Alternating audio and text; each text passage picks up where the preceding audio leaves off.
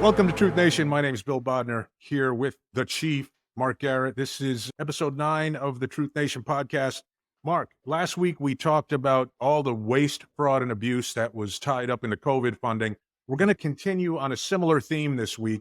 The same organization puts out a report called the Pork Report, and it's generally some of the most wasteful spending the government does. And although it's a lighthearted topic, it's actually a very scary topic when you start to see some of the things that our federal government spends money on. We'll go through them. Yes, they are all true. We're not making any of this stuff up. Our hope is that people become aware of some of these things and demand a little more accountability and transparency, because government functions better when both those things are present. First thing I want to talk about is government shutdowns, because I lived through a bunch of them, Mark. And I don't know if you ever experienced that when you worked for the state of California, where there was a funding lapse and the government technically shut down. That happened to me several times while working for the government. And just so people understand, this is going to sound counterintuitive. When there is a government shutdown, it costs the American people a substantial amount of money. So although politicians might have you believe when the government shuts down, we're, quote, saving money, I'm going to explain right now how that's not the case. It actually costs the taxpayers more money, and the taxpayers should demand that the government not shut down. When there is a government shutdown, when there is a funding lapse, what happens is people, or the workforce, is classified in two ways: essential and non-essential, or critical and non-critical. If you're essential or critical, you are required to still come to work and you do not get paid. So I know the worst shutdown, I think, when I say the worst, the longest shutdown that I think I ever experienced was Trump administration. I think we missed 2 paychecks. So it probably went on about a month. I don't remember exactly how long.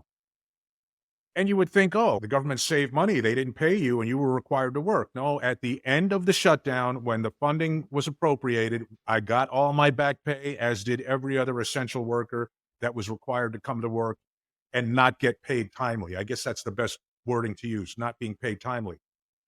Is that frustrating? Yeah, it's frustrating, Mark, to go to work and not get paid on time. A couple paychecks, I think most people in this country, after missing a couple paychecks, it starts to impact their day-to-day activities, and it certainly did mine, or at least the stress levels associated with it. Okay, when is this going to end? Here's the part that's not talked about enough. The non-essential, or workers that are deemed non-critical, the furloughed workers in the U.S. government, they are told your services are not needed, do not come to work. In fact, they are prohibited from coming to work, Mark. They're told to turn their work cell phones off. They are told if they need to communicate with anybody in the workforce, do it by a personal email and do not discuss work topics. So what I would see is I would see people clamoring to be classified as non-essential. Why is that? Because the shutdown would happen. These people would be furloughed. Let's say the shutdown lasted 3 weeks. They'd be off for 3 weeks, prohibited from doing work. And when the funding appropriation was eventually passed, guess what would happen, Mark? They got paid. They got paid. They got paid. So they would literally have a 3-week paid vacation. Their work would pile up. Literally, there's stories about a specific thing related to asset forfeiture and sharing with state and locals, where the mail just piled up and created significant issues that lasted a long time. How did this happen? Because people were furloughed. They got a paid vacation from the government. So when you hear, fine, if you're a taxpayer out there and you say, great, shut down the government, we're going to save money, that's not the way it works. Everybody gets paid, even the people that don't work. They get a free paid vacation out of it. It's not something that we should tolerate as U.S. citizens. So aside from the COVID fraud that we talked about last week, this report discusses the 20 largest agencies making $282 billion in mistaken and improper payments. And that's different than what we're going to talk about today, right? I just wanted to throw that out there. I'll say that again. 20 agencies making $282 billion in mistaken and improper payments. Our federal debt right now, well over $30 trillion, just so people get an idea of what that means on a per capita or per household basis. That's $91,000 of debt for every single American right now, $242,000 in debt for every tax-paying American right now. Almost $250,000 of debt. In fact, it probably is, since this report was written a number of months ago, we're probably at $250,000 of debt right now for every tax-paying American. Accountability. We need to get back to a balanced budget. Mark, this report is a fascinating one. It talks about some of the strangest and, what, in our opinion, at least in my opinion, some of the strangest and most wasteful spending that the federal government does. It lists 50 items in there. Let me throw it to you to start, Mark, unless you want to give some kind of broader statement on the overall state of wasteful government spending. If you do, fine. If you don't, pick one of these things and let's get right into it and put some of these things on the table. I want to get into it. There's no doubt about it. But you asked me, had I experienced government shutdown as a state employee? Not per se. Never experienced the full general shutdown of government like it happened in the Fed. By the way, the federal government never shuts down. And now, talk about the quote unquote non-essential workers and the 3-week paid vacation and how efficient that is and how much it costs them. But people, oh, they're going to shut the government down and blah, blah. Everything keeps going that needs to keep going. The military doesn't go away and the infrastructure doesn't go away and all those things keep happening, even though all the bad stuff keeps happening. So that said, the government shuts down every time at 5 o'clock every day. Yeah, isn't it ironic, Mark, that the government can still function with only 20% of the workforce? That's something else. Yeah. I'm shocked, absolutely shocked. So with that said, going back to shutdowns or slowdowns and budget overruns in state government in California, what I went through, I think it was 3, maybe 4 times, but 3 times for sure over my career, we got furloughed in the Highway Patrol, and not just the CHP, but different agencies, state agencies got furloughed. In other words, but we were essential workers, the sworn personnel. So we had to come to work. We worked 1 day a month for free because of budget shortfall. So you had to show up, go out and do your job, but your paycheck that month was 1 day short of its original amount. But what happens is the state of California say, listen, we're not going to pay you, but we're going to take that day and we're going to put it into a bank, a time credit bank called CTO, compensated time off. So later on, you can cash that back out when the budget gets back to normal. When we get back into the black here, we're going to go ahead and reimburse you for those days that you worked for free. Okay, that's a fair trade-off, blah, blah. Think about this, though. People like me who are living in the future, not thinking about, oh, I can't wait to cash that out in 6 months and get a CDU or something like that. I thought, you know what? I'm a new officer. This goes back to early 90s, the first time we went through this. So I'm thinking, wait a minute. They're going to pay me my money back for the days. And some of these went on for close to a year. I think we were furloughed 1 day a month. I thought, you know what? I'm going to leave that compensated time off in that bank because I know we get pay raises over the years. Maybe I'll promote. And guess what happened? I went from officer all the way to chief. And so when I cashed that time out, I cashed it out literally, I can't even get calculations, but multiple times what it was worth when the state actually put that time in the bank for me. What was your salary, Mark? What was your salary? Do you remember when you first started at Highway Patrol? I remember I made in 92. I made $26,000 a year as a first year DEA agent. Yeah, when I started with Highway Patrol in 1990, I was a cadet. I was still getting paid in the academy, but when I was sworn in, I think I was making somewhere right around $40,000 a year before the overtime, just my straight salary, give or take. It was about 36, I think, $40,000 a year in 1991 when I was sworn in as an officer. Yeah. And it's incredible, but this is the way government thinks. So you know what? Hey, we're going to put off, we talk about this a lot, Bill. We're going to put off these payments. We're going to put all these obligations. We're going to push it down the road. The next administration, the next governor, the next president, the next Congress, we're going to push it down the road. And all it does is compound and compound. So literally, that's just an example. Literally, the interest literally compounds and compounds. Yes, exactly right. Yeah, when you're ready, I got my top 5. I tell you right now, I'm surprised this report, whereas the pork was able to put this stuff just until 30 pages. To me, you could go on for like an encyclopedia. But and by the way, this is from American Transparency, a 501c3. If you go to openthebooks.com, you can see all these reports on federal spending. Yep. Go ahead. I'll kick it off. Mhm. I think we picked out our top 5 respectively. Is that right? Yeah, that sounds good. Yeah.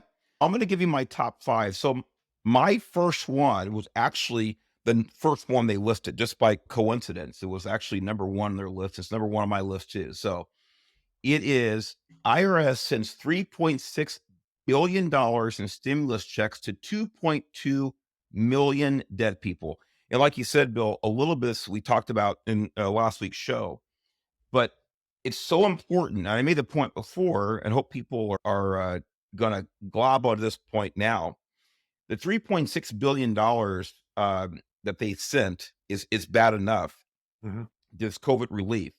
But what's more astonishing, startling to me, it shouldn't be the federal government. Nothing should surprise me.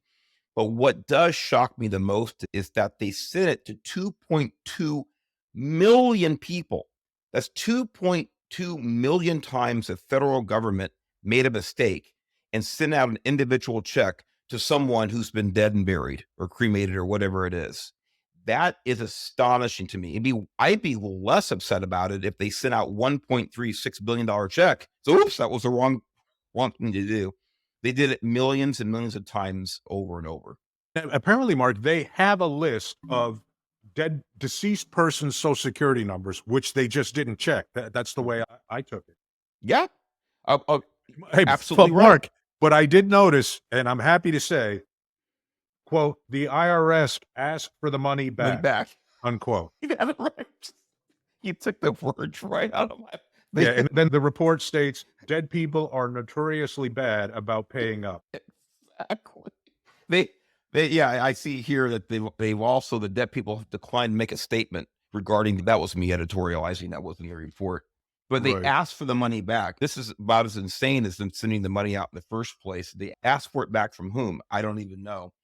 This is, and there's so much more in that one, but that one right there, the 2.2 million instances of negligence, Mhm. that should be astounding to anybody. Like you said, Bill, the federal government, they are the caretakers, they are the repository of these records.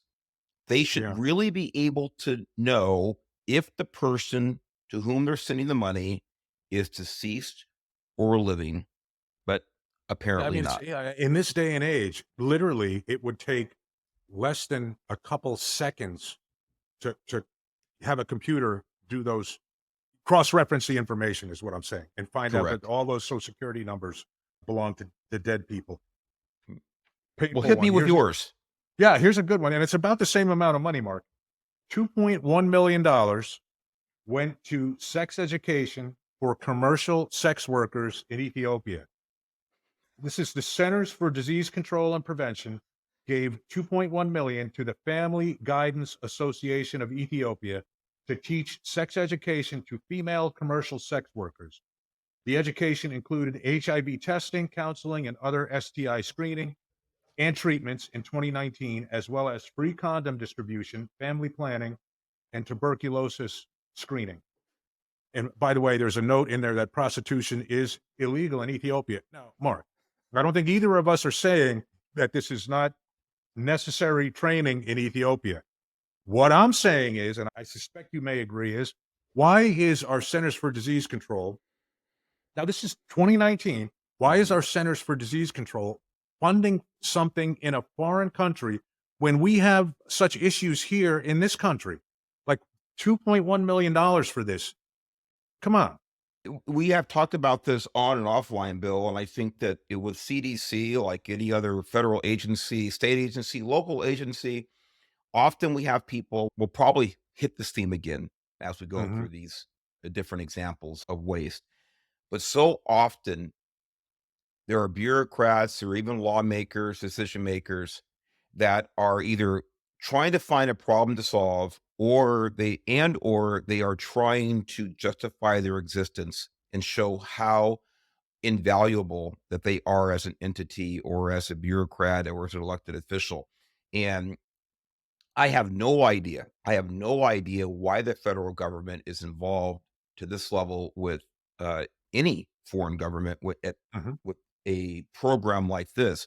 But I would suspect that as part of a justification for a program, for resources, and for making sure that the budget stays as fat next year as they are this year. That's Mhm. my guess on it. Yep. So just for reference, the one that you spoke of, the IRS one, was number 1 on the list of 50. This was number 6. Let me kick it back to you. What else did you saw that piqued your interest in this report? So the next one for me was number 17, and that is COVID unemployment fraud. So we had our Mhm. big COVID relief program, the CARES Act for the pandemic. And for me, as far as I'm concerned, the fix was worse than the original problem. With all of the people who tragically, and I mean that tragically died, it certainly those prematurely or those that were all prematurely if you die from COVID, I would say.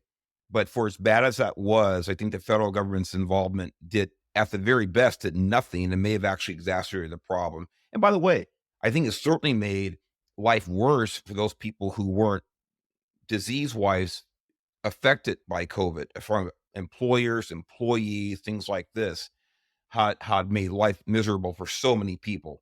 So, number 17 here, COVID unemployment fraud. Mhm. Even here with their fraud, the federal government, it's saying 200 to 400. Yeah. That's the Big s range, That's 200 a to big swing. 400 Yeah. billion in COVID aid unemployment fraud. The generous unemployment insurance program that Congress put into place to cover COVID-19 caused job losses and has become a cash cow for the world's criminals, con artists, and crime syndicates. One company estimates over $200 billion has gone or will go to crooks and cyber criminals. By the way, they say crooks and cyber criminals. Isn't that the same thing? Yeah. Whatever. The cybersecurity firm Aguirre explained how a Nigerian cybercrime ring targeted last year's COVID, and again, this is a couple years ago, last year's COVID-19 Relief CARES Act unemployment insurance. Criminals are seeing essentially trillions of dollars that is up for grabs, Crane Hashhold, Aguirre senior director of threat research, told NBC News. So it goes on and on. And I think in our last show, you talked about how the crooks actually accessed the funds. But the point is, close to $500 billion potentially was stolen through fraudulent behavior. This is, look, I think everybody probably listening at one point or another has been subject to some type of identity theft, Yep. frauds, and get your credit card, get to this, whatever, gets that account, gets that account. You got to fix it real quick and Yep. knock on wood, no big deal, straighten it out.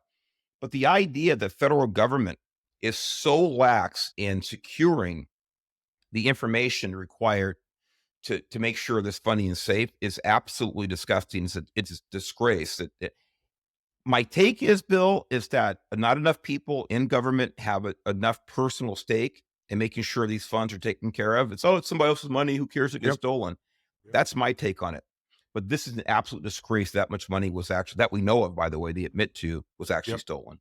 Yep.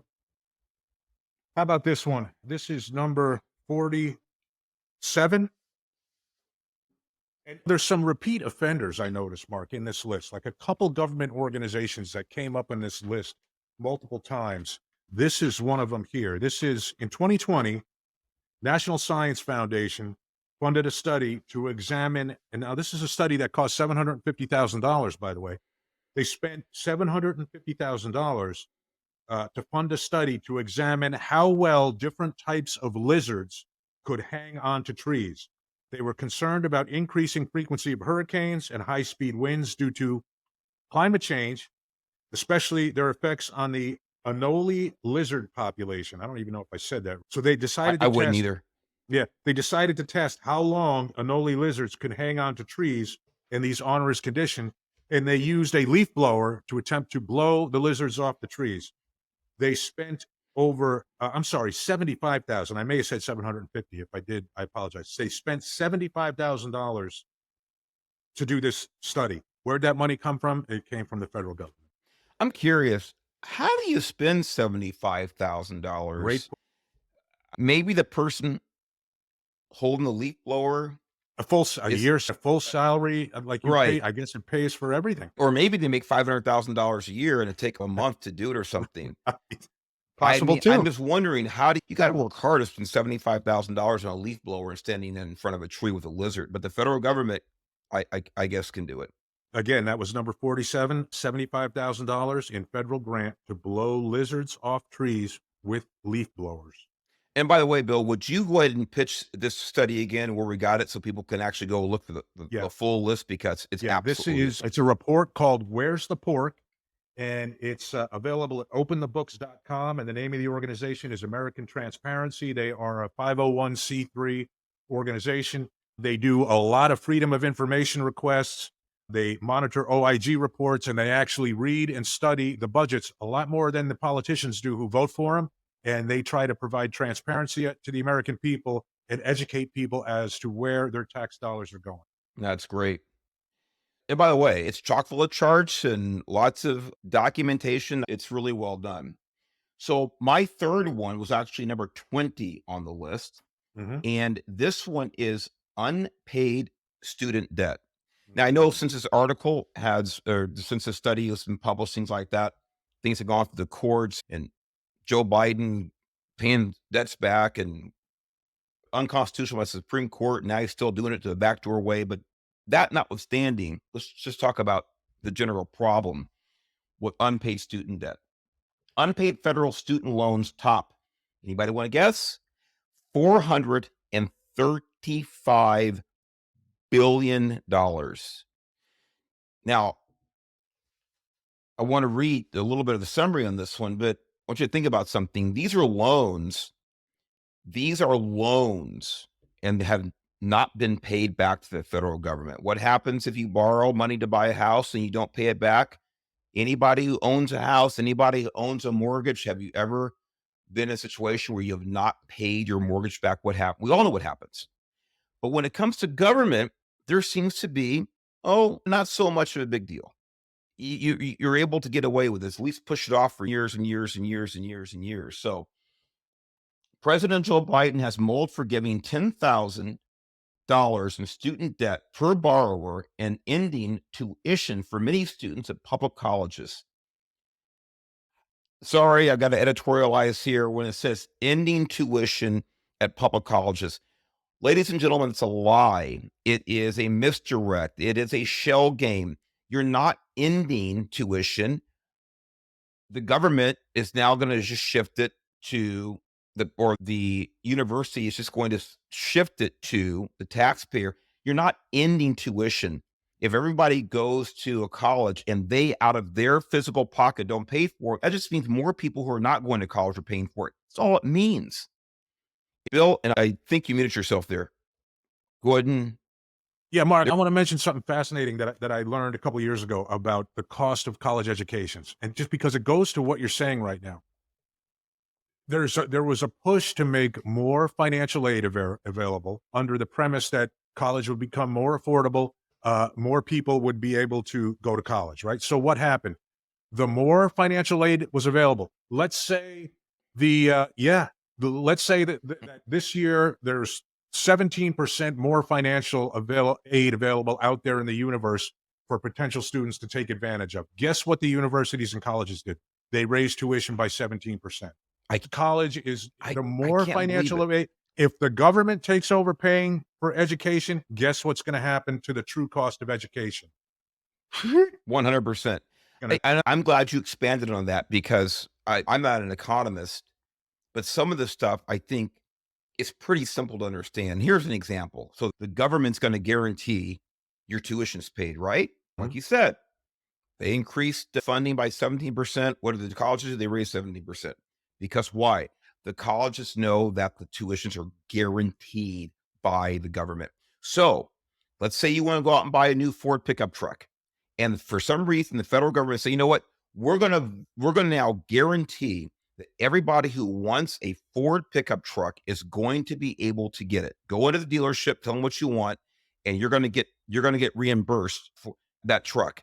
What do you think Ford is going to do? If Ford knows the government is going to pay for the truck at whatever price they set, they're going to raise the prices. It's very simple. Colleges are no different. So to continue this, Ending tuition for many public students at college. Again, we know it's not ending tuition, it's just shifting the pay. Even as graduates have already not paid back $435 billion to the federal government. Of the government's $1.4 trillion student loan portfolio, almost 1/3 is unpaid. Yeah. The $435 billion is compared to the $535 billion that the private lenders lost on subprime mortgage during the 2008 financial crisis. Ladies and gentlemen, think about that. Ladies and gentlemen, boys and girls, think about that. Yeah. It's almost to what the private sector lost on defaulted loans. And during look the what that meltdown did. in 2008. Look what that, yeah, that's it. You said it. Look what that did. Well, You know, that's my number 3. Mark, I thought there was something else in this report, and of course I'm looking for it now. I can't find it, about fraudulent student loan applications at. What? I didn't have the entire. I brought my Yeah, top 5 here. I and get it. Didn't. No, I have it online here. There might be. I thought it was about, it was especially bad in California junior colleges, and it was people, they hacked the system Yes. and established a bunch of fake student profiles or maybe Yes, fake they did. applications, whatever, and then they just applied for student aid and took all the money and absconded with it. All right, back to me. I'm going to have to go. It's a tough one, Mark, but I'm going to have to go with number 37, which is the National Institute of Health, right? They spent $500,000 to, and I got to make sure I get this wording correct, Mark, because National Institute of Health gave $500,000 to study gambling pigeons.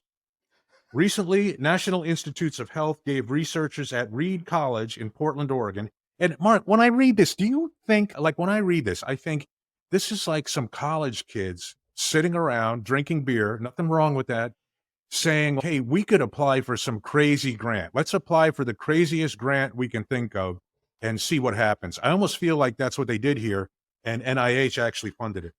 I agree. In other words, Right. At some point, you wonder, Yeah. did someone see how absurd can we get, and let's see if the bosses buy off on it. This one sounds like, there's a couple others too, don't get me wrong, but this one sounds like it. NIH gave researchers at Reed College in Portland, Oregon, $465,339 American taxpayer dollars, or borrowed money, printed money, to create a token-based economy where pigeons are taught to gamble with slot machines. The pigeons were given tokens and could choose whether to spend, save, or gamble them. While researchers claim the study helped them understand the behavioral economics, the NIH didn't explain how pigeons' gambling habits relate to humans' gambling habits. Incredibly, they admitted the study focused more on laboratory models rather than practical applications. Bill, that was going to be my question. Okay, fine. It's absurd.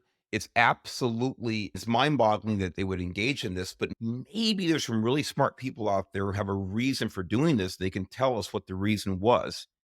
And you answered my question before I got there. We don't even know why they did it. No, they don't even know why they did it. And that leads me back to my initial thing, which was, it almost sounds like a couple guys and girls sitting around saying, what's the most ridiculous thing we can come up with? And then that OS moment when it got approved and they said, hey, we actually got $500,000 to study. Now, the OS, that stands for overspend, I believe. Yeah, both in this case. All right. Number 4 on my list. By the way, these are in no particular order because they're all in the category of absurdity and disgust. But number 4 on my list was number 24 from the study: improper payments. Feds admit, and this is a key word, they admit to $281 billion in improper payments in 2021. Improper payments are payments made by the U.S. government that should not have been made or have been made in error. That sounds redundant. Yeah. So they've sent out money when it should not have been sent out. $281 billion. And I go back to the bold part here where it says the feds admit to it. That's what we can squeeze out of them so far. Again, it's probably much higher than that. One might think that, by the way, this is 2021. This is very important. One might think the increase came from massive COVID-19 relief programs. However, The auditors generally excluded major relief programs like the Paycheck Protection Program, the PPP, from their analysis, meaning the amount may be, guess what, much higher. This is the federal government.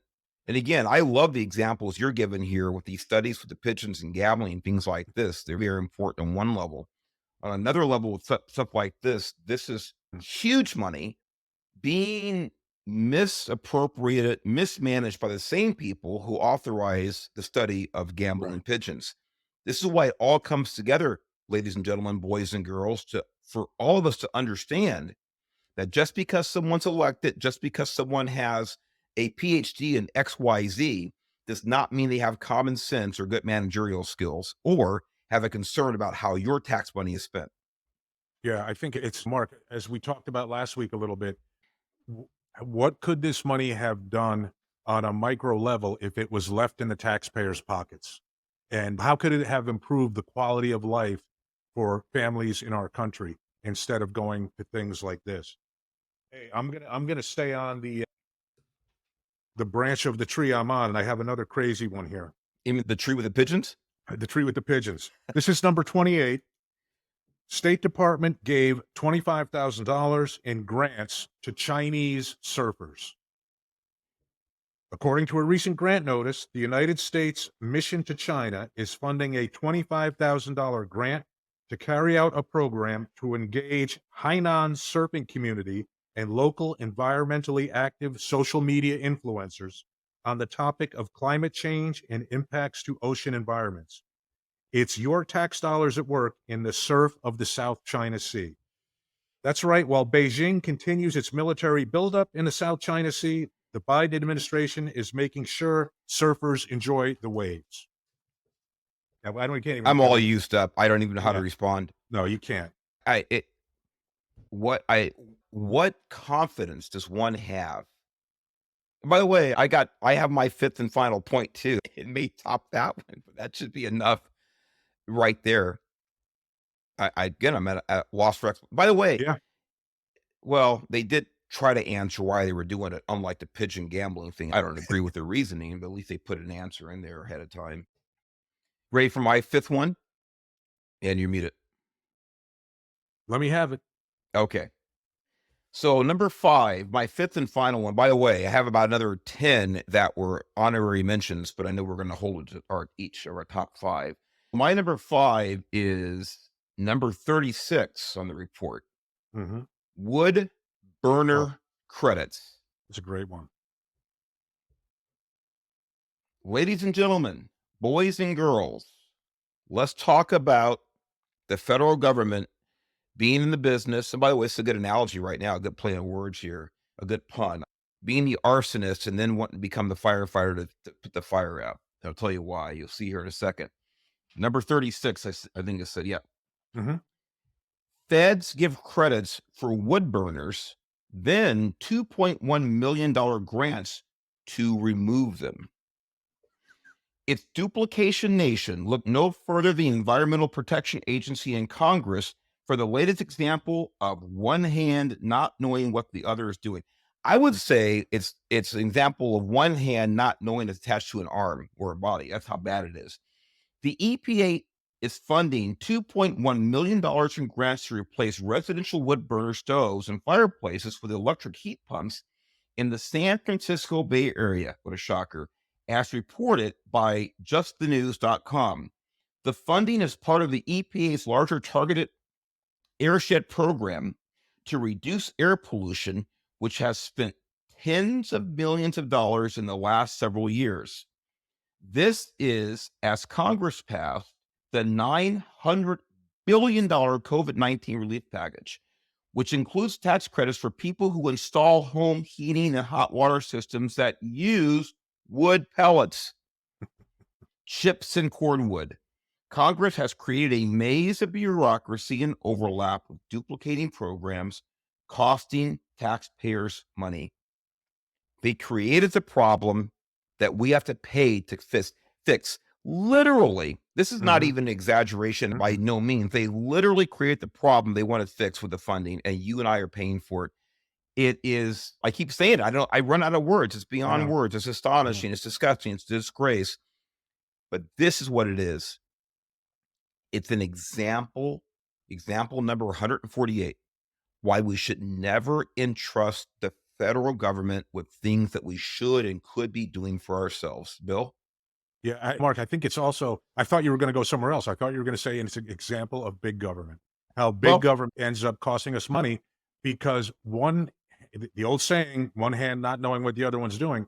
Obviously, that's what's going on here. And I saw that, hey, I saw that on a much smaller level with in one part of our organization, we were surplusing a particular type of equipment, right? We were getting rid of a particular type of equipment. In another part of the organization, we were actually buying that same exact equipment. And it's just inefficiency. Like, why are we giving people an incentive to get rid of something here and then giving them an incentive here to actually do that thing? That was a great one. Hey, there's a couple others that we got to touch on, Mark. There's a couple others gladly. we got to touch on. We got a couple minutes left. And I do see National Science Foundation seems to be a repeat offender in this list. I think NIH, the National Institute of Health, was in here a few times on this list. Here's one from, now this one I didn't see this one had a number, but I gotta mention it just because it's so strange. The National Science Foundation gave Penn State University researchers $300,000 to complete several studies in 2015 and 2016. So this is going back a couple of years, including ones that looked at whether inactivity is a feminine or masculine behavior. Oh, wait a minute. Wouldn't that be outlawed today? Yes, the study organizers had 960 people participate in 3 studies. The first 2 of which included reading fictional summaries of a person's daily activities, which included either feminine, masculine, or neutral pro-environmental behaviors.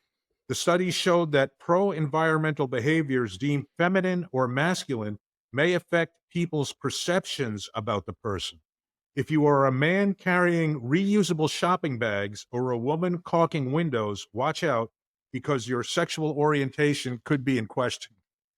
It's just $300,000. That's a significant chunk of money, Mark, to go to funding a crazy thing like that. You know Hey, what, Bill? go ahead. I would have done that study for 150K for the Right. feds. I would have done that study. How about number 14? And I think only because it's timely today. Let me turn to it here. Chinese Communist Party tied firms got 200 to 400 million in U.S. COVID aid. I feel like I really need to read some of the details. Bill, and we also know that the labs in China, we know that they were funded. The COVID labs were partially funded by. Now, was that NIH or NAIH?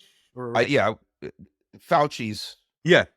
world that. And by the way, also labs in Ukraine with the same, I forget what you call it, but biological warfare funded by U.S. tax dollars. It's absolutely a disgrace. Mark, not to get off topic, but I'm going to do it anyway. Did you hear about that story in LA a couple of weeks ago of the Chinese lab that was uncovered that had biological samples in it in LA? I don't believe so. Okay, crazy story. I'm going to send you that article because that's something maybe worth talking about. I'd love to read up on it. Here's the details on this one. Chinese Communist Party firms got 200 million to 400 million in U.S. COVID aid. A legal loophole in the Paycheck Protection Program meant to help American small businesses was used by 125 firms with strong ties to the Communist Chinese Party to collect hundreds of millions of dollars. The PPP allowed American subsidiaries of foreign companies to get the forgivable loans, sending millions to Chinese companies. This is according to the New York Times. The paper reported that more than 125 now, by the way, the New York Times, Mark, a bastion of conservative journalism, in your opinion? No. The paper reported that more than 125 companies that Chinese entities own or invest in had received 192 million to 419 million, with at least 32 Chinese companies receiving loans of more than 1 million. What it doesn't say that I'm actually quite curious about is what percent or what amount of those loans were actually forgiven and not ever repaid? Well, Bill, you said there's a phrase in there. I wrote it down so I wouldn't forget. Gave them forgivable loans. This is double Is it? talk. Yeah. Is it really a loan? If It's a it's loan. I think the word is grant or gift we should be using when we say, right. by the way, I want a forgivable loan. I would like to get as many as I could, not from the federal government, because I don't want to deal with them anymore than I have to. But this double talk is it's part of the federal government culture. Hey, I just got two more things I want to talk about, Mark. One of them Mhm.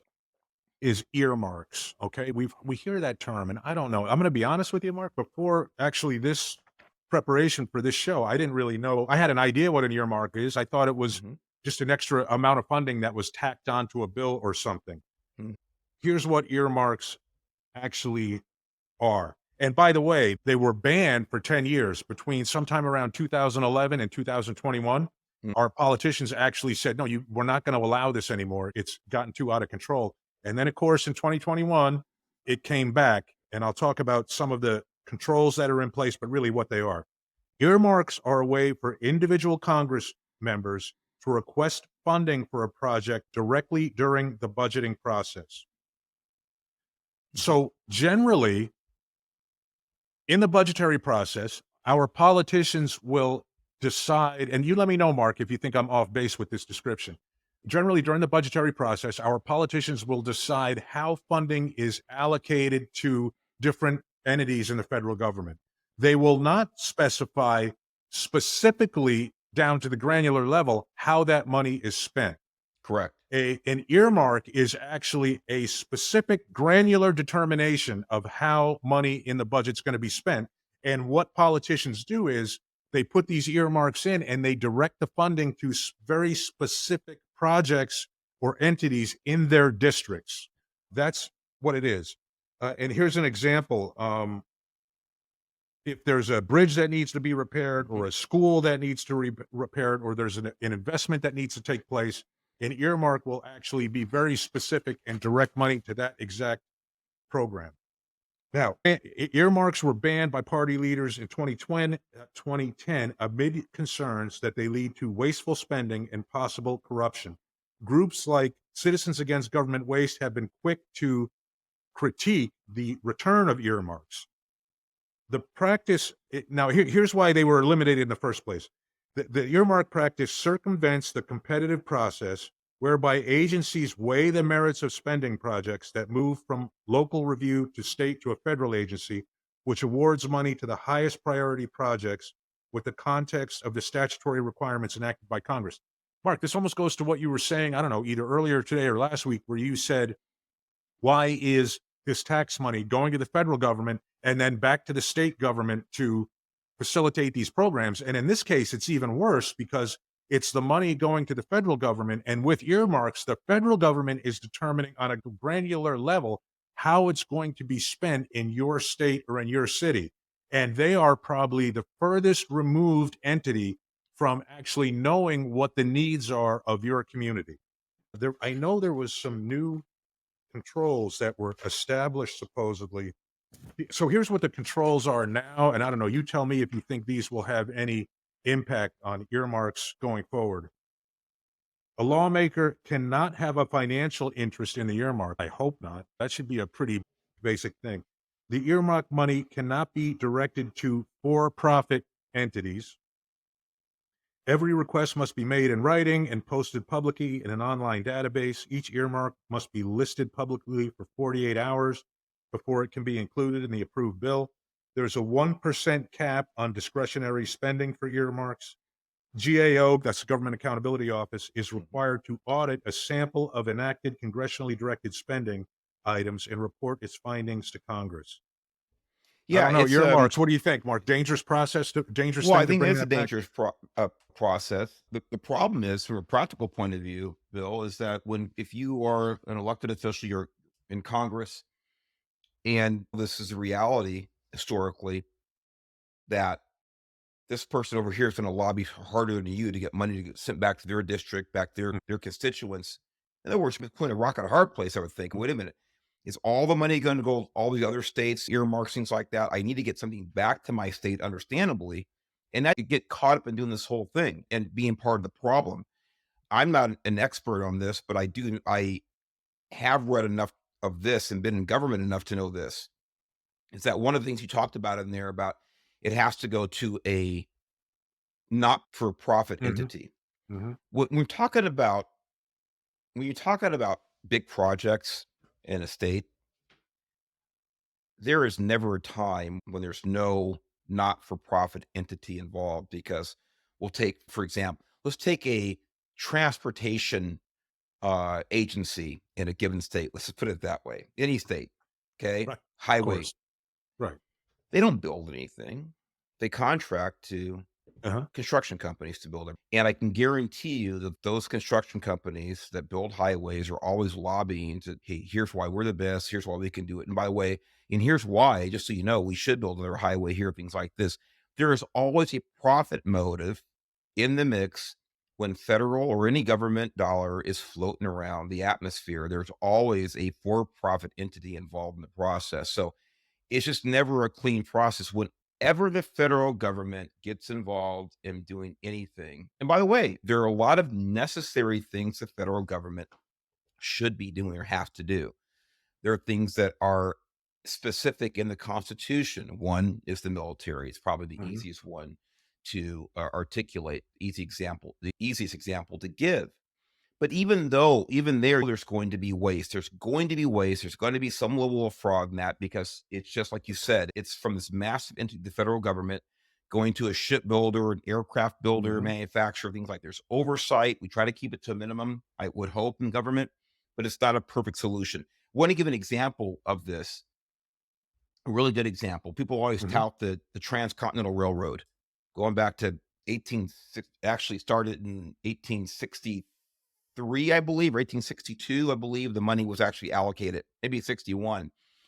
Abraham Lincoln's administration and the Congress back then, pardon me, there was so much waste and fraud, really more fraud than waste in that undertaking. By the way, and the end story was we got a transcontinental railroad. We paid literally the price we paid for that. This country was way above what it would have been had it been strictly a private undertaking. It may not even happen as quickly as it did. I don't know. It may have Hmm. happened quicker. But the point is, the way that those shot callers, the owners of those respective railroads, committed fraud against the federal government could take up two of our shows, what they did. And whenever we can keep government out of the private sector, boy, it's going to save money in the long run. So earmarking, it's a little bit out of my wheelhouse. Line out on veto was another thing that's related to that. And it's something I should read up on more. But yeah, is it abused? Absolutely. Yeah. Mark, you you made me think of the post last week. I called for Amtrak. I said, "Hey, why is that Mhm. still a government entity? Why not sell that, break it up, sell it to a privatize it, and make it someone can take it and make it into a profitable business?" Let's look at the post office. There was a fascinating story that getting a little bit off topic about the post office here. The post office did a campaign at one time, Mark, to encourage people to write letters and send these letters by mail. Old fashioned, right? The old fashioned way to communicate, write a letter to someone you love, put a stamp on it, and drop it in the mailbox. Unfortunately, because the post office actually loses money on every letter sent, that letter writing campaign, the success of it cost the post office $19 million in losses, right? Amazing. So the United States Post Office lost $69 billion in 11 years. FedEx is somehow profitable, right? I don't know what their earnings are right now. I should probably have looked. UPS, DHL. Mhm. Is there room now? And again, this might be something like at the time the post office was created, maybe there was a need for government to be involved in that. Should we be out of the postal business today? Should we That's a just, good question. you And know, I should, ponder that myself, Bill. And yeah. it's one of the few things that's actually articulated in the Constitution and with Postal Service. And it's something, quite frankly, I would not like to see go away. But more than that, I would like to see run efficiently. I Mhm. think that one of the problems is, look, I enjoy it. I just sent a letter a couple of days ago to somebody. I put a stamp on there. I went actually to the post office to drop it. I actually go to the post office, call me weird, Mhm. especially here in Florida where I live. It's pretty rural. It's a really good experience, Hmm. unlike where I came from in California. I actually enjoy it. People here are nice, but it's not really a matter of, in my opinion, necessity or function. It's a matter of management. I just think that because it's a federal entity, it's managed poorly. And the thing is, if you look at probably any large agency, you compare them, whether it's postal or it's law enforcement or it's health services, when you look at government, they're almost always run less efficiently than private sector entities Yeah. because private sector has to make a profit in order to exist or file bankruptcy. And that's not true. Government agencies don't file bankruptcy. They get more money from Yeah. taxpayers. Yeah. So I think that if that onus was put on federal agencies or local agencies, state agencies, if we actually had people in place and there's oversight that really wanted to make these entities work efficiently, effectively, I think they would work fine. It's not a result of it's the post office. It's a result of it not being run properly. Mhm. That's the problem. Not being competitive with the private sector. So we see it in our public schools. They know their guaranteed existence, be federal and state funding. They don't have to compete. They can be as crappy as they want. In LA Unified School District, prime example, one of the worst track records we can imagine in the last probably 30 years in public education, and they still get more and more money. I think, I could be wrong on this, I believe under California state constitution, and please fact check me, I could be wrong, but I believe that the state constitution requires 50% of the state budget to go to public education. It Hmm. requires it by constitution, state Hmm. constitution, no matter what they're doing. There's no caveat in there. There's no, unless you do this or you have to do that. There's none of that in there. It just says it has to get 50% of the state budget, which I don't know, it's well over $200 billion now. And so, and the public schools in total are still doing horrible in California. Why? Because it's guaranteed income for them and they don't have to perform. Mhm. Same thing with the postal service, unfortunately. I don't think you'll find anyone, Mark, that works for a federal agency that doesn't think well, look what happened. I saw an interview of Elon Musk where, and I don't remember the exact quote, but the question was something to the effect of they cut the workforce by 80%, something Yes. close to that number. How is Yes. the company still able to Right. function when they cut the workforce by 80%? And his answer was something to the effect of, you'd be surprised if you're just focusing on the core mission and not running a censorship platform or something like that. You'd be surprised what it actually takes to run the company.